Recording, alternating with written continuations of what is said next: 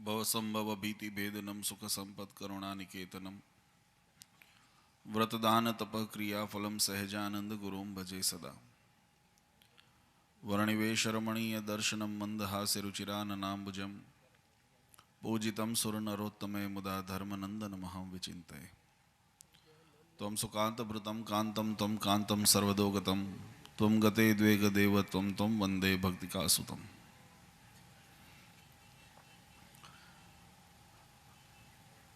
अनंत कोटि ब्रह्मांडाधीश्वर सर्वावतारी सर्व कारण कारण अपना सौना मोक्षदाता इष्टदेव भगवान श्री स्वामीनारायण स्वामीनारायण संप्रदाय दक्षिण विभाग अधिष्ठाता देव वड़तालवासी श्री लक्ष्मीनारायण देव हरिकृष्ण महाराजनी छत्र छायामां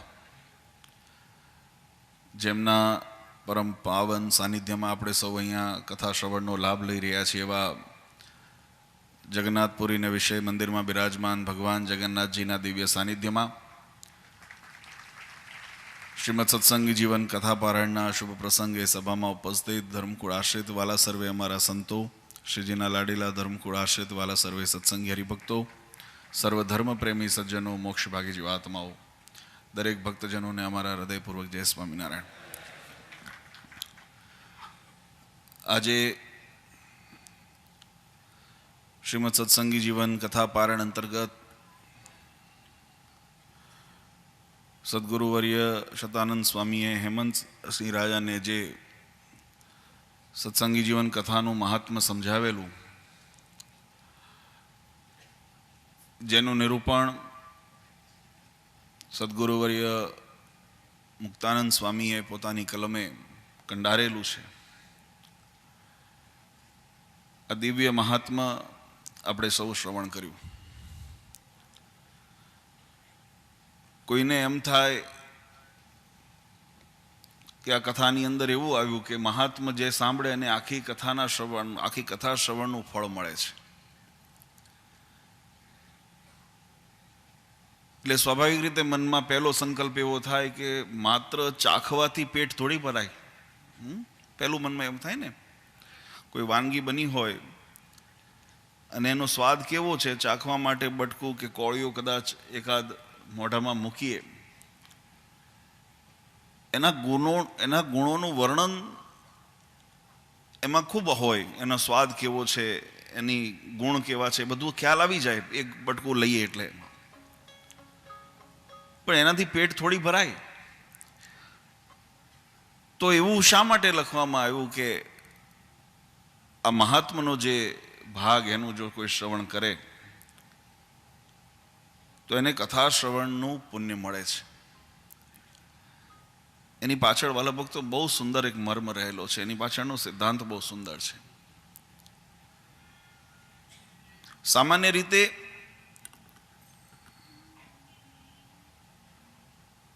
આમ કથાનો ક્રમ જુઓ ને તો પહેલા શતાનંદ સ્વામીએ કથા કરી છે ને પછી મહાત્મા બતાવ્યું છે।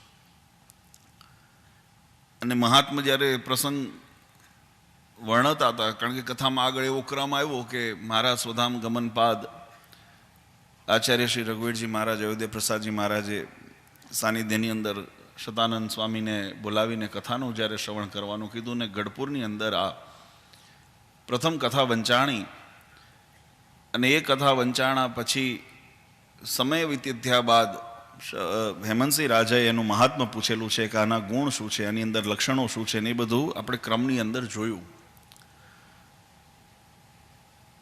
એટલે કથા શ્રવણ કર્યા પછી હેમંતસિંહ રાજાને એનો ભાવ એનો અંદર એક એવો જાગૃત થયો કે આટલી જો દિવ્ય આવા પરોબ્રહ્મ પુરુષોત્તમ નારાયણની જો દિવ્ય કથા હોય અને આવું દિવ્ય ચરિત્ર હોય તો એ ચરિત્રને શ્રવણ કર્યાનું કંઈક તો શુભ ફળ હશે ને, કંઈક તો એનાથી બીજબળ થતું હશે, અને એ શું છે એ જાણવા માટે મહાત્મા પૂછવામાં આવેલું છે।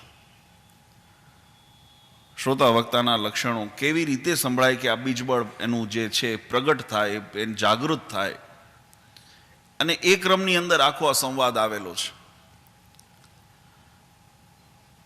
મહાત્માનો અર્થ શું છે વાલા ભક્તો, બહુ સુંદર સમજવા જેવું છે। મહાત્મા ભાગને આપણે કથાનું ફળ લીધું અહીંયા અત્યારે, જેને શ્રવણ કરી મને કમ અને હું તો એમ માનું તોય કમ અને સાંભળી છે ને તોય કલ્યાણ છે।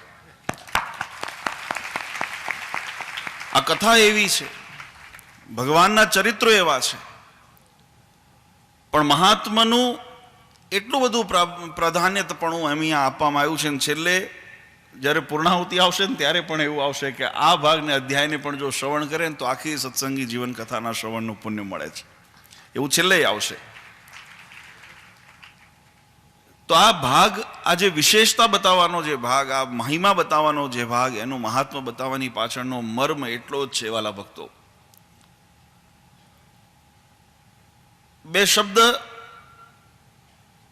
આપણે ઘણી વખત સમાંતર એનો ઉપયોગ કરતા હોઈએ છીએ, એક સરખા અર્થમાં એનો ઉપયોગ કરતા હોઈએ છીએ. એક શબ્દ છે ઉત્સાહ, ઉમંગ, અને બીજો એક શબ્દ છે આવેગ. બંને શબ્દ ઘણી વખત આપણે સમાજમાં એને જ્યારે ઉપયોગ કરતા હોય ને ત્યારે એક જ અર્થની અંદર અથવા તો એક જ એના સમાન અર્થ, પણ એનો ભાવ બંનેના જુદા જુદા છે. આવેગ વસ્તુ એવી છે કે જે સમજણ હોય કે ન હોય અને જે ઉભરો આવે એને આવેગ કહેવામાં આવે છે. ફરી સમજો, સમજણ હોય કે ન હોય, સમજણ હોય તો પણ આવી શકે છે અને સમજણ ન હોય તો પણ આવી શકે છે. ઘણી વખત આપણે કોઈના ઉપર ક્રોધિત થઈ ગયા, કોઈના ઉપર અતિ દયાળુ થઈ ગયા, કોઈના ઉપર અતિ પ્રસન્ન થઈ ગયા, કર્યા પછી ખબર પડે કે આ નહોતું કરવાનું. એ કેમ એવું થયું? કારણ કે સમજણ નહોતી, સમજણનો અભાવ હતો, પણ આવેગ આવ્યો. ઘણી વખત સમજણ સહિત પણ આવેગ આવે, સમજ્યા અને આવેગ આવ્યો અને તમે કાર્ય કર્યું, પછી એના ઉપર વિચારો ત્યારે થાય કે ના ના બરાબર થયું, પણ ક્યારે વિચાર્યું? કર્યા પછી. એટલે સમજણ સહિત હોય કે સમજણના અભાવે પણ હોય, જ્યારે કાર્યમાં રત થવામાં આવે, કાર્યમાં રતિ થવામાં, રતિ એટલે પ્રેમ અને રત એટલે એમાં કાર્યાન્વિત. કોઈ પણ કાર્યમાં જ્યારે સમજણ સહિત અથવા સમજણ રહિત, જ્યારે એની અંદર રતિ અને રેત એટલે એની અંદર કાર્યરત થવામાં આવે ત્યારે એને વેગ કહેવામાં આવે છે. અને જ્યારે સમજણે સહિત દ્રઢતા, સ્વામી કથામાં વાત કરી હતી ને આગળ સત્સંગી જીવનમાં પણ એની વાત, વ્યાખ્યા બહુ સુંદર આવે છે શ્રદ્ધા અને વિશ્વાસ શબ્દ ઉપર. એ પ્રસંગ આવશે ત્યારે આપણે એને લઈશું છણાવટમાં. પણ સમજણ સહિત, જ્ઞાને સહિત, મહાત્મ્ય સહિત, હું શું કરું છું એનું સંપૂર્ણ જ્ઞાન સહિત, એ કાર્યમાં કાર્યરત થવાની જે દ્રઢતા, એમાંથી મન પાછું ડલે, એમાંથી ડગે નહીં, એમાંથી ડોલે નહીં, એના ઉપરનું નિયંત્રણ, એના ઉપરનો આત્મવિશ્વાસ, જ્યારે આ લક્ષણે સહિત કાર્યમાં રત થવામાં આવે ને એની સાથે કાર્યમાં રતિ થાય તો એને ઉત્સાહ કહેવામાં આવે છે. કાર્ય તો એ જ કરવામાં આવે છે, પણ વેગથી કરેલું કાર્ય એ ઘણી વખત મેં કીધું એમ અજ્ઞાનતાવશ કર્યા પછી એમ થાય કે આ ન કર્યું હોત તો સારું હતું. જ્યારે ઉત્સાહથી કરેલું કાર્ય, ઉમંગથી કરેલું કાર્ય, સમજણથી કરેલું કાર્ય એ હંમેશા હિત કરતા છે. વિચારીને જે એની અંદર ઓતપ્રોત થઈને કરેલું કાર્ય એની સાથે, લક્ષ્ય સાથે એકાત્મપણું કરાવે છે. અને એટલા માટે કથા શ્રવણનો લાભ ભગવાનની પ્રાપ્તિ, આની અંદર આપણે કથામાં પણ સાંભળ્યું, પ્રસંગમાં પણ સાંભળ્યું, ભગવાનના ચરિત્રોના શ્રવણની શ્રુતિ શું છે, ફળની શ્રુતિ શું થાય? તો કે ભગવત સ્વરૂપની પ્રાપ્તિ થાય એની શ્રુતિ છે. અને એ ભગવત સ્વરૂપમાં પ્રીતિ થાય એવી સમજણને મહાત્મ, જે એનો જે એ સમજણને અંકુર જે ફૂટ્યા, એના બીજ જે ફૂટ્યા, એ ક્યારે ફૂટ્યા? કે કથાનો પહેલા મહિમા સમજ્યા ત્યારે. આ કથાનું ફળ શું છે, આ કથાથી શું પ્રાપ્તિ થાય, અને આ કથાને ભગવાનની સાથેનું એકાત્મપણું બંધાવાથી જીવાત્માને શું આનંદની પ્રાપ્તિ થાય, આ વગેરે જે મહાત્મા એનું સમજણ કરીને ફળની પ્રાપ્તિ થાય, એટલા માટે એનું મહાત્માનું ફળ બતાવ્યું કે કથા શ્રવણથી જે ફળ મળે, જો આ સમજણ વગર, આ ઉમંગ વગર, અથવા તો આની અંદર આવી રીતે રતિ કે રત થયા વગર આપણે માત્ર કથા શ્રવણ કરીએ, મેં પહેલાં કીધું કે હું માનું છું કમને પણ સાંભળ્યું હશે તો કલ્યાણ થનાર છે, કારણ કે કથાનું બળ છે. પણ નિશ્ચયપણની પ્રાપ્તિ થાય, એની આનંદની અનુભૂતિ થાય, એ ભગવાનના સાક્ષાત્કારથી હૃદય રોમાંચિત થઈ જાય, રૂવાડા રોમાંચિત થઈ જાય એવો ભાવ ત્યારે જ પ્રગટ થાય જો આનું મહાત્મ્ય સમજ્યા હોઈએ તો. નહીં તો સન્મુખ આવેલા હોય પણ એનું ભગવાનના દર્શન, ભગવાન ચતુર્ભુજ રૂપે અહીંયા દર્શન દેતા હોય, વાંસળી લઈને દર્શન દેતા હોય, હાથમાં ધનુષ બાણ લઈને દર્શન દેતા હોય, સુદર્શન ચક્ર લઈને દર્શન દેતા હોય, કે જગન્નાથપુરીજીના દર્શન તમે કરો તો મહારાજના હાથ ઉપર માખણના પાટા બાંધવામાં આવે છે. એવી રીતે ભગવાનના દર્શન થતા હોય, કે ભગવાનની શ્યામ મૂર્તિ હોય, ગૌરણ વર્ણ મૂર્તિ હોય, મહારાજના અનેક પ્રકારના સ્વરૂપના દર્શન આપણે કરીએ, પણ જો એનું મહાત્મ્ય ન હોય તો એની અંદર આસક્ત જીવાત્માને રત ન થવાય, એમાં ઓતપ્રોત ન થવાય. અને એવી જે ઓતપ્રોત થનારી જે કરવાની જે પ્રક્રિયા, એની અંદર જે અંકુર અને એની સાથે રદ કરવાનું એ કાર્ય મહાત્માની અંદર આપણને સમજાવવામાં આવ્યું છે. માટે એ મહાત્મા સહિત કરેલી ક્રિયા એ સંપૂર્ણ ફળને પ્રદાન કરનારી છે, એટલા માટે એનો મહિમા બતાવવામાં આવ્યો છે. ભગવાનના ચરિત્રો હંમેશા કલ્યાણકારી છે. સત્સંગી જીવન ગ્રંથની અંદર હું બંધ કરતો હતો, પણ મને એમ થયું કે આ શબ્દોને ખરેખર સાર્થક હરિભક્તો સુધી પહોંચાડવા જરૂરી છે, એટલે મેં ખુલ્લું રહેવા દીધું. જોકે નિત્ય સ્વરૂપ સ્વામીએ બહુ સુંદર મુક્તાનંદ સ્વામી કૃત મહાત્મ્ય એનું વર્ણન આપણને કરીને સંભળાવ્યું. ને સમય મર્યાદાની અંદર આ બધું કરવાનું હોય ને, એટલે અમારે તો ખરેખર સંતોને ઘણી મુશ્કેલી હોય, વક્તાઓને આ વાત ગાગરની અંદર સમુદ્રને સમાવાની વાત છે. આ તમને 9 દિવસ માંડ તમને ફાળવ્યા હોય, એની અંદર પણ જો એક એક શબ્દને એક વાતનું જો રહસ્ય સમજાવવા જઈએ તો આમાં આગળ ક્રમ એક સ્વામી સમયના અભાવે ન કીધો, પણ આગળ ક્રમ આવે છે કે આ કથા 7 દિવસે કરી શકાય, આપણે અત્યારે કરી રહ્યા છીએ એમ 9 દિવસની કરી શકાય, પછી એનાથી વિશેષ વધીને પાક્ષિક એટલે 15 દિવસની કથા કરી શકાય, અને એનાથી વિશેષ એની અંદર લખ્યું સર્વોપરી એવું માસિક કથા પણ કરાય, પછી એનાથી પણ વિશેષ કર્યું 2 મહિનાની પણ કથા કરાય, એટલે એક કથા 2 મહિના સુધી ચાલે. હવે આપણે એમ સમય વધારે તો એના પછી અધ્યાયો કેમ વાંચો એનું પણ બહુ સુંદર વિવરણ આમાં લખવામાં આવ્યું છે સત્સંગી જીવન ગ્રંથમાં મહાત્મા ભાગમાં, કે 7 દિવસની અંદર કરવું હોય તો કેટલા અધ્યાય વાંચવા, કેમ કરવા. પણ આ બધું નિરૂપણ એમ તો મહિનાની 2 મહિના મેં સંકલ્પ અમે સ્વામીને અમે ગઢપુર, આપણે જુનાગઢ કર્યો, ગઢપુરમાં કર્યો. એક એવો સંકલ્પ ગઢપુર મહોત્સવ વખતે જાહેર કર્યો છે કે એક સમય એવો આવશે, ભગવાનની ઈચ્છા હશે ને મારી તો એવી ઈચ્છા છે જ, કે 2 ગામના સીમાડા ભેગા થતા હોય એટલો સમુદ્ર હિલોલાડ એતો હોય, અને એમાંય આ 1-2 દિવસની નહીં 1 મહિના સુધીની કથા આ સત્સંગી જીવનની આપણે કરતા હોઈએ. કારણ કે આ કથા હું એવું માનું છું, મેં પરમ પૂજ્ય આચાર્ય શ્રી નરેન્દ્ર પ્રસાદજી મહારાજશ્રીના સાનિધ્યમાં બહુ વર્ષો પહેલાં, એટલે અમારી બાલ્યાવસ્થામાં આ કથાનું પહેલી વખત જ્યારે વાંચન કર્યું ત્યારથી જ આમ મનમાં આના પ્રત્યે આદર ને ભાવ તો હતો જ. અને એમે વિશેષ કરીને અત્યારનો સમુદ્ર મંથન, વિશેષ મહામંથન, એ મંથને એની અંદર વધારે મને ઓતપ્રોત કર્યો. કારણ કે ઘણા બધા મહારાજ કીધું ને, જ્યારે મેં સવારે પણ કીધું હતું, કોઈ પણ વ્યવહારિક પ્રશ્ન હોય, કોઈ પણ સામાજિક પ્રશ્ન હોય, કોઈ પણ પ્રશ્ન હોય જીવનના, શાસ્ત્રમાં તમે અંદર ડોકું કરો ને એટલે એમાંથી તમને બહાર નીકળવાનો ઉપાય મળે. ત્યારે આ તો સંપ્રદાયનો જ પ્રશ્ન હતો, અને સંપ્રદાયના પ્રશ્નની અંદર આ કેટલો આધારભૂત ગ્રંથ છે. આ ગ્રંથના મહાત્મા ભાગની અંદર, મહાત્મા ભાગ પૂરું થયું, કથાનું જ્યારે શ્રવણ શરૂ કર્યું ત્યારે મુક્તાનંદ સ્વામીએ જે મહાત્મા કીધું એને તો બહુ વિવરણથી વાંચ્યું, પણ સતાનંદ મુનિએ જે મહાત્મા બહુ ટૂંકમાં કર્યું છે, કારણ કે કથા એમને ભગવાનના ચરિત્રોની ગાવાની હતી, એટલે મહિમા એમને બહુ ઓછો, પેલામાં સમાવેશ થઈ જ જાય છે, એટલે પુનરાવર્તી નિત્ય સ્વરૂપ સ્વામી વક્તાશ્રીએ નથી કરી. પણ અહીંયા હું થોડીક શબ્દોની પુનરાવર્તી એટલા માટે કરું કે જીવનની અંદર આ ગ્રંથ આપણા માટે કેવો છે એ વહીમાં, કારણ કે હજુ તો ચરિત્રો સાંભળવાના શરૂ કરશું આપણે. હજુ તો દિવસે દિવસે જેમ જેમ અંદર ઊંડા ઉતરશું, મહી પડેલા મહાસુખ માણે, જેમ અંદર ઉતરશું એમ તમને એનો જેમ મરજીવાને સમુદ્રમાં ઉતર્યાથી અને એક છીપ એક એની અંદર રહેલા પ્રાપ્ત થાય, એમાં આમાં અઢળક એવા સિદ્ધાંતો. પણ એ શું છે, શું મળવાનું છે આવતા દિવસોની અંદર, એ વર્ણન કરતા અહીંયા લખવામાં, અહીં સત્સંગી જીવન ગ્રંથ સતાનંદ મુનિ એમ લખે છે, આ ગ્રંથ ભગવાન શ્રી હરિના લીલા ચરિત્રોથી સભર છે. આનો પહેલો ગુણ, આમ તો ઘણા બધા ગુણ છે આની અંદર, પણ સૌથી પ્રથમ ગુણ કે તો ભગવાનના લીલા આમાં ગાયેલી છે.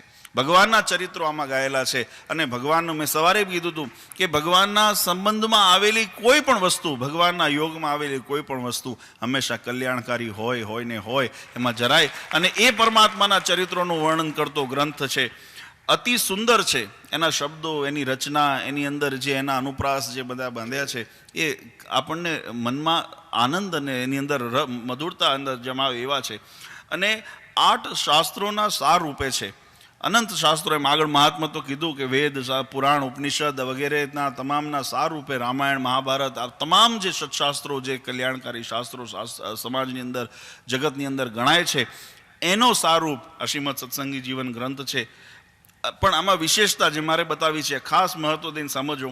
આ ગ્રંથમાં સમગ્ર વેદના સારભૂત એકાંતિક ધર્મનું સ્પષ્ટપણે પ્રતિપાદન કરવામાં આવ્યું છે. એટલે સૌથી પહેલાં આમાં તમને વેદાદિએ પ્રતિપાદિત કરેલો એવો જે ધર્મ, એનું આની અંદર સ્પષ્ટીકરણ કરવામાં આવ્યું છે. એટલે ધર્મ માટે જેને જીવનની અંદર ધર્મ પ્રાધાન્ય, જો ભગવાનને પામવાના 2 ઉપાય, આ વસ્તુ ખાસ જાણ, શુદ્ધ ધર્મ અને એકાંતિક ભક્તિ. આ વાત વાલા ભક્તો ગાંઠ બાંધીને રાખજો. ભગવાનને જો પામવા હશે તો શુદ્ધતા, ધર્મની શુદ્ધતા, આચરણની શુદ્ધતા અને જે ઉપાસનાની શુદ્ધતા આ ધર્મનો પાયો છે. આને જે અનુસરશે એને જીવનની અંદર ક્યારેય વિઘ્ન ના આવે. અને એકાંતિક એટલે કે પતિવ્રતાની, ભગવાનની જે કપટ, નિષ્કામ ને નિસ્વાર્થ જે ભક્તિ, એ જીવનની અંદર મોક્ષની અંદર શ્રેષ્ઠ સાધન છે. તો એવા ધર્મનું પ્રતિપાદન કરવામાં આવ્યું છે. જે એકાંતિક ધર્મ અનુષ્ઠાન આદિથી જીવાત્મા ભવબંધનમાંથી તત્કાળ મુક્ત થાય છે. અર્થાત કે ધર્મનું જે પાલન એ ભવબંધનમાંથી મુક્ત કરવાનો છે. સમગ્ર લોકના ગુરુ, આ શબ્દો મારા ખૂબ ધ્યાનથી સાંભળજો વાલા ભક્તો. સમગ્ર લોકના ગુરુ અને મુમુક્ષુ જીવોના આત્મબંધુ પ્રત્યક્ષ પુરુષોત્તમ ભગવાન. ભગવાનના સંબોધન 2 શબ્દથી અહીંયા કરવામાં આવ્યું છે. ભગવાનનું સંબોધન અહીંયા 2 શબ્દથી કરવામાં આવ્યું છે. સમગ્ર લોકના ગુરુ એટલે સમગ્ર ચર અચર, આ સૃષ્ટિ, બ્રહ્માંડ, અનંત બ્રહ્માંડ, આ સમગ્ર લોકો છે. આ લોક એટલે વ્યક્તિઓનો માટે સીમિત નથી, શબ્દનો અનેક અર્થ થાય, પણ આનો વિસ્તાર એ સમગ્ર લોકો ઉપર, એટલે અનંત લોકો જે છે, અનંત બ્રહ્માંડો જે છે, એના જે ગુરુ અર્થાત કે એને રાહ બતાવનારા, એનું નિયંત્રણ કરનારા, એની અંદર પોતાની જે સ્વામિત્વ પણે કરીને એનું નિયંત્રણને જેના ઈચ્છાની અંદર વર્તતા હોય એવા સમગ્ર લોકના ગુરુ અને સાથે સાથે મુમુક્ષુ જીવોના આત્મબંધુ. આ શબ્દ બહુ મહત્વનો છે મારી દ્રષ્ટિએ. ભગવાનનો સંબંધ કેવા છે પરમાત્મા? તો મુમુક્ષુ જે જીવાત્મા છે, જે પોતાની મનુષ્ય આદિ જે શરીર મળવા પછી પોતાના જન્મભરણના જે બંધનમાંથી મુક્ત થવા ઈચ્છતા હોય, ભગવાનને પામવાની અભિલાષાવાળા ભક્તો હોય, અક્ષરધામની અભિલાષાવાળા ભક્તો હોય, એવા મુમુક્ષુજનના આત્મબંધુ છે. અને આત્મબંધુ ક્યારે કહી શકાય? જ્યારે આત્માનું એકતા, મિલન થયું હોય ત્યારે આત્મબંધુ તરીકે. બંધુ એટલે ભાઈ, આત્મા એટલે બંધુ એટલે મિત્ર, ભાઈ, જે પણ તમે શબ્દ અર્થ કરો. આત્માના સાચા સગા, આત્માના સાચા સંબંધી એવા ભગવાન પુરુષોત્તમ નારાયણને અહીંયા વર્ણન કરેલા છે, જે હમણાં આપણે કથાના માધ્યમથી સાંભળ્યું. અને એ ભગવાન આત્મબંધુ પ્રત્યક્ષ ભગવાન શ્રીહરિ આ લોકમાંથી અંતર ધ્યાન થયા પછી આ સત્સંગી જીવન ગ્રંથ એ જ સર્વ મનુષ્યને તત્કાળ ભવસાગર પાર કરવા માટે નૌકા સમાન છે. આ ભગવાન શ્રીહરિનું જ્યારે પૃથ્વીને વિશે વિચરણ હતું ત્યારે એ પરમાત્માના સાનિધ્યની અંદર ભગવાને, કારણ કે શું કર્યું? ઘણા કહેશે રાસ રમાડ્યો, શાકોત્સવ કર્યા, પછી મહારાજે રંગોત્સવ કર્યા, બહુ જમાડ્યા બધાને. એવું નહીં. જમાડ્યા તો સારી વાત છે, અને જમાડીને પણ મહારાજે કલ્યાણ કરવું, કારણ કે એ તો સર્વેશ્વર નારાયણ, એની તુલના કે એનો કંઈ એને બંધી શકાતા જ નથી. એને કોઈ મર્યાદામાં બાંધવા આપણે સમર્થ નથી. એ સર્વેશ્વર સ્વતંત્ર નારાયણ, પુરુષોત્તમ નારાયણ છે. એટલે એમને તો અનેક ક્રિયા કરીને કલ્યાણ કર્યું, પણ એ પુરુષોત્તમ નારાયણ જ્યારે આ લોકમાંથી અંતર ધ્યાન થયા પછી જીવનમાં જીવાત્માને કલ્યાણ માટેની નૌકા સમાન આ ગ્રંથને બતાવ્યા. આપણને તે કલ્યાણ મહારાજે ષડંગી કર્યા, 6 શાસ્ત્રો મહારાજે શાસ્ત્રો કર્યા, મહારાજે મૂર્તિ બનાવી, મંદિરો કર્યા, આચાર્ય પરંપરા, સંત પરંપરા અને હરિભક્ત પરંપરા, આ બધી પરંપરાઓ કલ્યાણકારી છે. અને શાસ્ત્ર કે છે, આ વાત ખોટી નથી, પણ છતાંય આ ગ્રંથનો મહિમા અહીંયા વિશેષ કરીને બતાવ્યું. એની પાછળનું વાલા ભક્તો એવું કારણ બહુ સુંદર સમજવા જેવી વાત છે કે આ 6 અંગો સંપ્રદાયના એ પ્રમાણિત છે કે નહીં એનો નિર્ણય કોણ કરે છે? તો આ ગ્રંથ કરે છે. આ સત્સંગી જીવન ગ્રંથ બતાવે છે. હું નથી કહેતો, આ સત્સંગી જીવન ગ્રંથમાં જ લખ્યું. સાંભળનાર શ્રોતા અને કહેનાર વક્તાને પણ પાવન કરનાર આ ગ્રંથ સર્વથા નિર્દોષ છે. આ સર્વથા, આની અંદર કોઈ દોષ નથી. આની અંદર કોઈ એમ કે આ સત્સંગી જીવન ગ્રંથ, ઘણા તો કહેતા હોય કે મહારાજના પછી લખાણો છે. આગળ કથામાં સવારે પણ આપણે સાંભળ્યું, મહારાજે સ્વયં એક જેને શ્લોક વાંચેલા છે, જેના પદો શબ્દો વાંચેલા છે, એવો આ ગ્રંથ. ઘણા એમ કે આની અંદર અશુદ્ધિ છે, ના ખોટું છે, નાનું ન થાય. પણ આમાં મુક્તાનંદ સ્વામી, સદાનંદ સ્વામી એમ કહે છે કે આ ગ્રંથ નિર્દોષ છે, અર્થાત આમાં કોઈ પ્રકારનો દોષ કે ક્ષતિ રહેલી નથી, એટલે સંપૂર્ણ છે. આ ગ્રંથની અંદર કોઈ પ્રકારનો દોષ નથી. મનુષ્યના પાપના પુંજને પ્રજાળનાર છે. આ ગ્રંથ કેવો છે કે આના શ્રવણથી જીવાત્માની અંદર રહેલા પાપ એ બળીને ભસ્મ થાય. કઈ રીતે? જ્ઞાનના, ભગવાને સ્થાપિત સિદ્ધાંતો, ઉપદેશ કરેલા, ઉદ્બોધેલા સિદ્ધાંતો જ્યારે જીવનમાં પ્રવેશે, પછી એમાં જીવનમાં પાપનું સ્થાન રહેતું નથી, દુરાચરણનું સ્થાન રહેતું નથી, અને પાપ બળીને ભસ્મ થાય છે, જીવાત્મા પવિત્ર થાય છે. અને તેમજ કળીના દોષોને દૂર કરનાર છે. હા, કળિયુગના, હમણાં આપણે સંતોએ પણ વાત કરી, આ જે આધુનિક દૂષણો અને પૌરાણિક દૂષણો, બે પ્રકારના અંતરશત્રુઓ છે ને, બધા પરાપર્વથી ચાલે આવતા બધા શત્રુઓ છે. કળિયુગના યુગના દૂષણ પ્રભાવની અંદર જ્યારે ખેંચાય જીવાત્મા, મોહમાયા છે, આ જગતના વિષયો છે, એ બધા પૌરાણિક એટલે જે પરાપૂર્વથી ચાલતા આવતા દૂષણો છે. અને હમણાં એમાં વધ્યા આધ્યાત્મિક, જે વ્યસન ને ફેશન, આ જોડાણા એમાં એની જાનમાં વધ્યા. એટલે એવા જે દૂષણો, કલયુગના દોષ છે, એને દૂર કરનાર છે. હવે વધુ બહુ સ્પષ્ટીકરણ આ ગ્રંથને વિશે થાય છે. આ ગ્રંથ જડતા રૂપી અંધકારને દૂર કરનાર છે. સમજો વાલા ભક્તો, ધર્મ ક્યારેય જડતાને નથી માનતો, દ્રઢતાને ચોક્કસ માને છે. ભગવાનની ઉપાસના, ભક્તિની દ્રઢતા એ નિર્વિવાદ આપણા માટે શ્રેય કરતા છે, અને એની અંદર જીવાત્માએ રત થવું જ પડે, એની અંદર કોઈ વિકલ્પ ન ચાલે. પણ સાથે સાથે સમજણ વગરની, મહાત્મન વગરની કે કોઈ પણ પ્રકારની એવી જડતા, અને એવી જડતા રૂપી અંધકારને દૂર કરનાર છે. ઘણા વ્યક્તિ, આપણે આ કરવું, કેમ કરવું તો કે ખબર નહીં, તો કે એવી અંધકારને દૂર કરનાર છે, જડતાને દૂર કરનાર છે.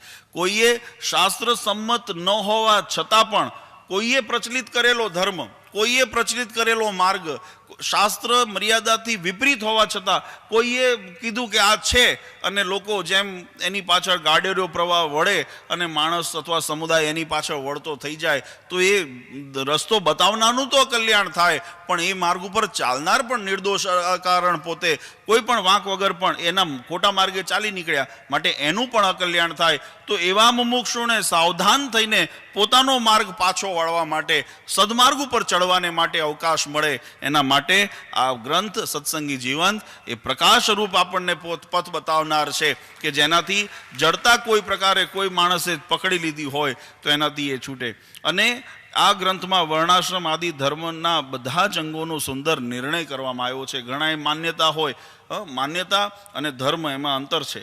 જોકે પછી હું પાછો 7 દિવસ ને તો બીજું આ બાજુ કથાનો દિવસ થશે, એટલે હું પણ થોડું ટૂંકાવું છું. હા, બહુ સંક્ષિપ્તમાં આપણે ચાલીએ. મુખ્ય વક્તાશ્રી જ્યારે આપણને કથા સુંદર શ્રવણ કરાવે છે, થોડું થોડું પીરસતા રહેજો અને થોડું થોડું પચાવતા રહેજો. અમારું કામ સંતોને કહેવાનું, થોડું થોડું પીરસતા રહેજો, અને તમારું કામ થોડું થોડું પચાવતા પણ રહેજો. માત્ર ખાઈને બગાડવા જેવું નથી. આ બધું પચાવશો તો ગુણ થશે. અને એવો વર્ણાશ્રમ નિર્ણય આ ગ્રંથમાં, શાસ્ત્રના સિદ્ધાંતોમાં વિરોધાભાસી રૂપ ભ્રમણા દૂર કરનાર છે. કોઈ કે ફલાણા ગ્રંથમાં આમ કીધું છે, કોઈ કે ફલાણા ગ્રંથમાં આમ કીધું છે, કોઈ આનો આવો અર્થ કરતા હોય, કોઈ આનો આવો અર્થ કરતા હોય.